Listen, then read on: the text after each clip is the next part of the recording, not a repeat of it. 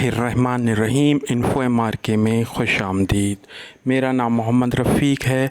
आज हम बात कर रहे हैं लाइब्रेरी ऑटोमेशन के हवाले से और लाइब्रेरी ऑटोमेशन का बैकग्राउंड पाकिस्तान में प्रीवियस पीरियड के अंदर क्या था उसके बारे में। तो सबसे पहले लाइब्रेरी ऑटोमेशन की डेफिनेशन।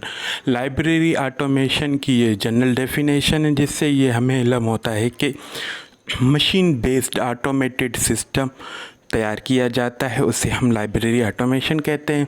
उसके अंदर तमाम लाइब्रेरी के ऑपरेशंस कह दें या रूटीन वर्क, उनको कंप्यूटराइज किया जाता है, उसे हम लाइब्रेरी ऑटोमेशन कहते हैं। उसके हवाले से बहुत सारे सॉफ्टवेयर मार्केट्स में अवेलेबल हैं। जो रिसेंटली जो यूज़ हो रहे हैं वो कोहा यूज़ हो रहा है। प्रीवियसली हम विनाइसिस पर भी काम करते थे।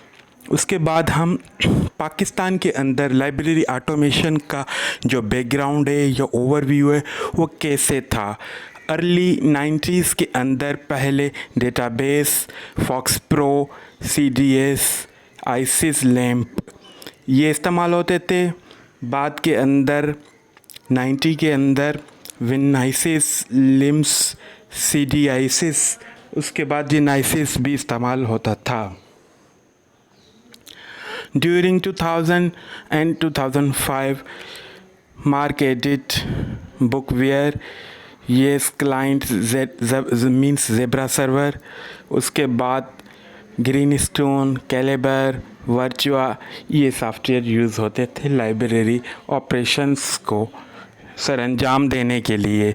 आफ्टर 2005 टू डेट कोहा, डीस्पेस, सिलिम एंड ई-प्रिंट सॉफ्टवेयर वगैरह यूज़ होते हैं। अगर आपको इनके बारे में कोई भी इंफॉर्मेशन लेनी है तो हमारी भी नई आने वाली वीडियोस का इंतज़ार करते रहें, ताकि आपको बहुत सारी इंफॉर्मेशन मिल सके। अगर इस चैनल में आप नए हैं तो इसको लाइक एंड सब्सक्राइब करना मत भूलें। Thank you very much for watching this wonderful video.